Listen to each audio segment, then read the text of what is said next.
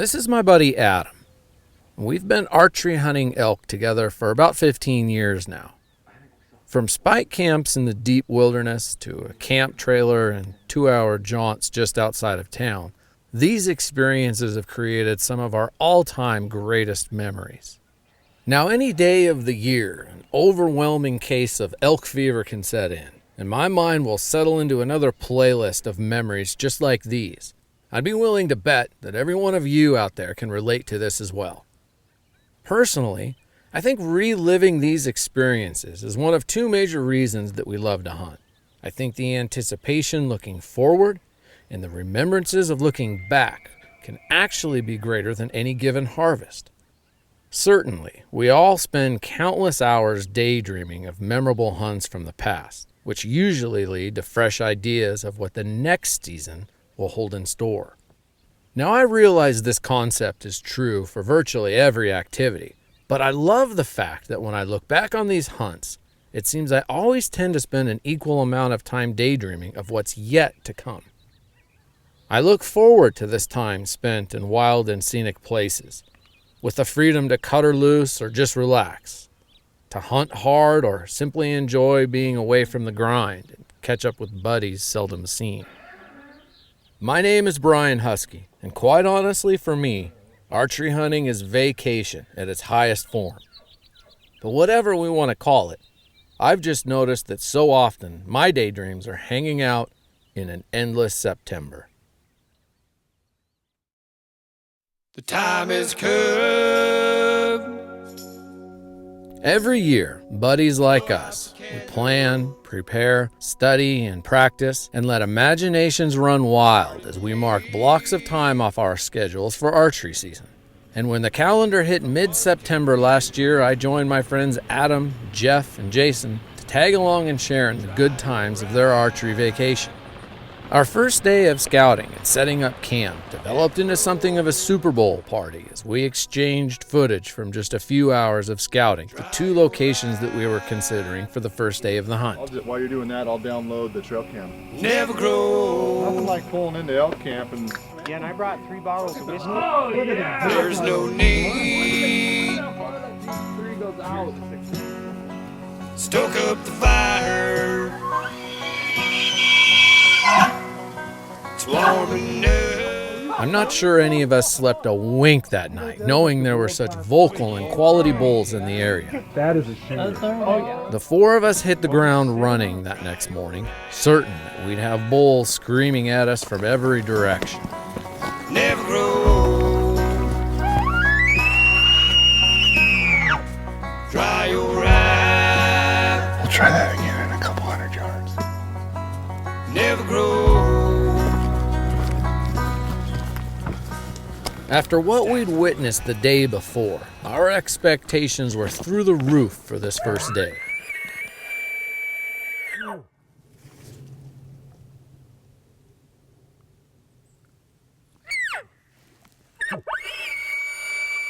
But now, those bulls that had been screaming in our minds all night long had vanished into the clean mountain air.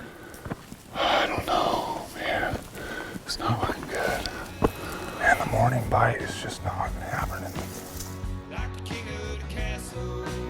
Adam and Jeff were both looking for trophy bulls this season, especially given that Jason had already taken a great 320 class bull the week prior. He was now just along for the ride to help call, heckle the shooters, and drink beer. Let's just say that this first day was going much more to his liking than Adam or Jeff's. This is not how I envisioned it going down. Yeah. There's not a ton of elk sign anywhere.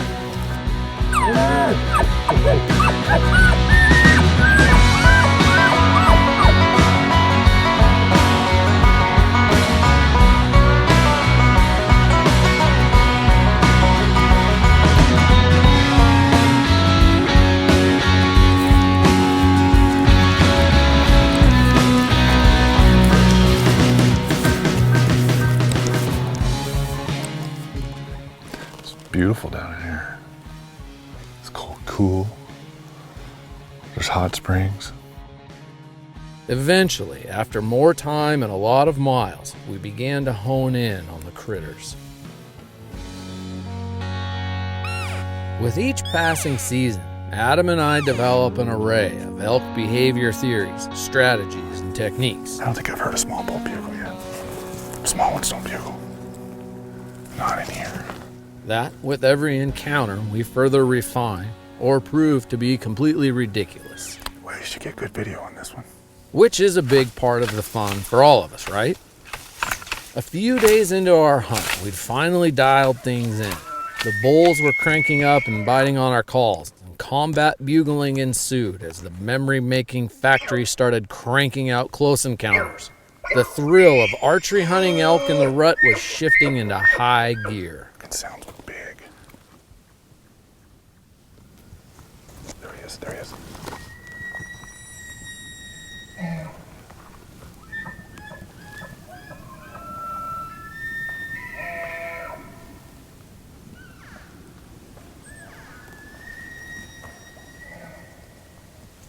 There's a bull right there. 30 yards, I can't see him. I don't think he's moved.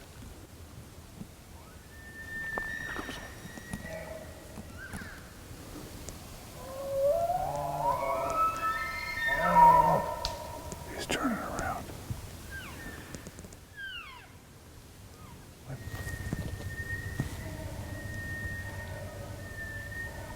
A triple.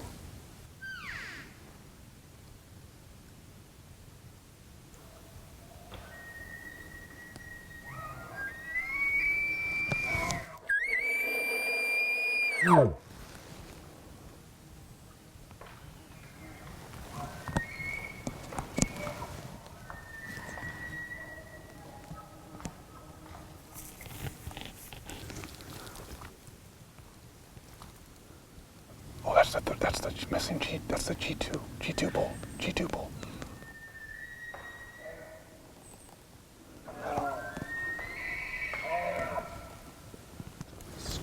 Yeah, this one's coming in. He's gonna catch our wind though. They're gonna duke it out, dude.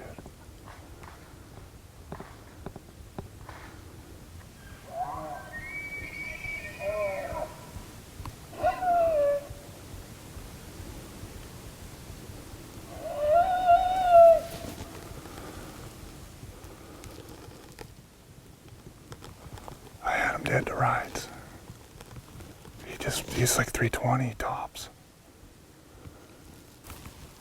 I hope you're not mad at me, Bryan. Okay, good. I was able to draw on him and everything. I had a window. That was really cool. I do seriously wonder if or how much a kill even matters or makes a hunt successful. I just think that hunting elk like this without even killing one is so awesome. Just watching these encounters on video gets my heart pounding. Like an addiction, the anticipation of what we dream could happen is powerful, but not in comparison to being able to forever look back on what did.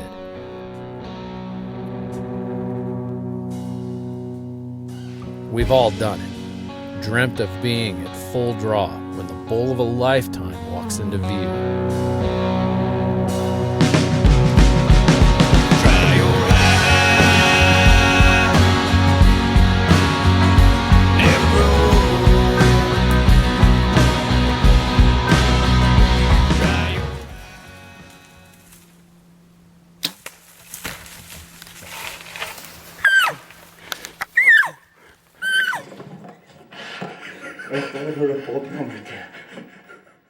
Certain encounters can simply shake a guy to the core, become emotional benchmarks, really.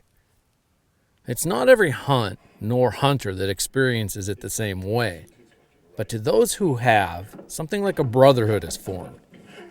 With certain hunts, there is a tremendous amount of work, hope, sweat, and effort in that shot.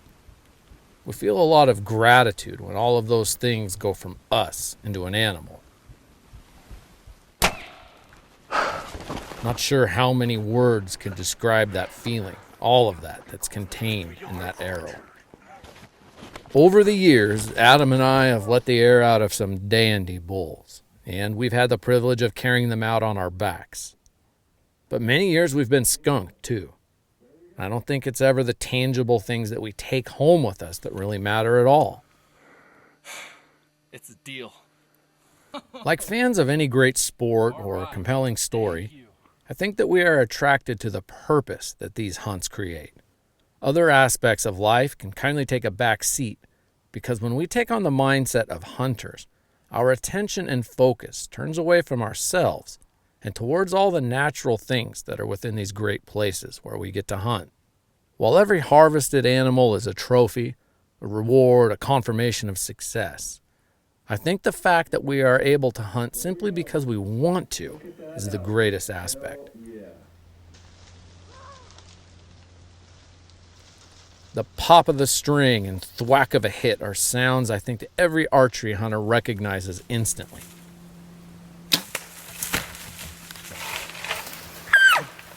But at this moment, I seriously doubt if Adam was even sure if he took a shot at all. Did I get him good? I didn't see anything.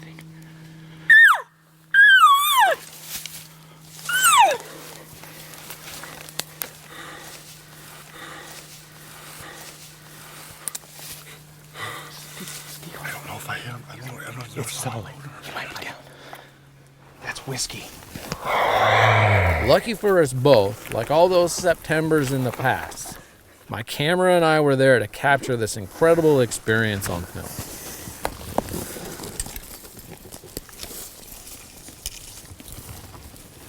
In years past, we've had some harrowing experiences recovering and packing out bulls.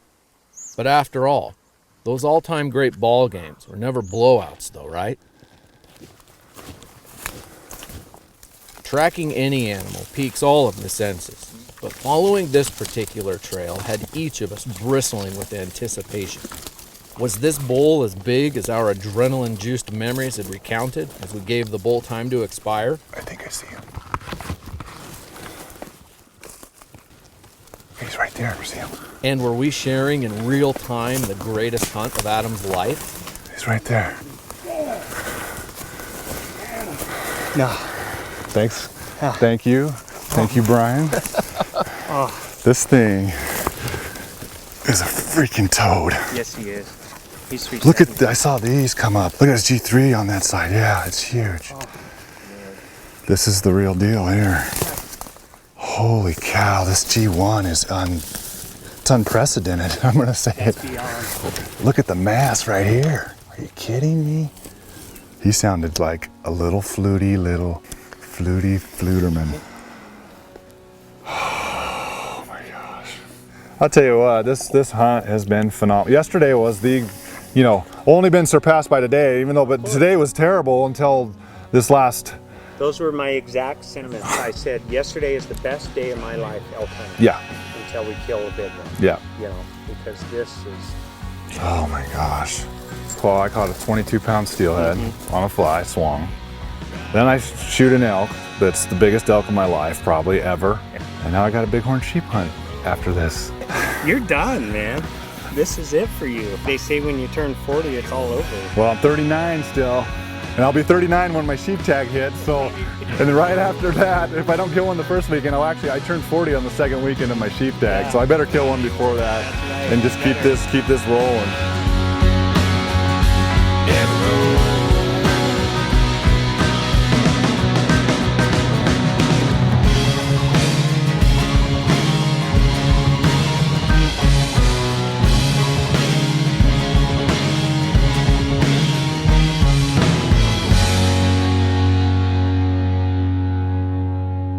On behalf of myself, Adam, Jeff, and Jason, we hope that you enjoy your next archery vacation.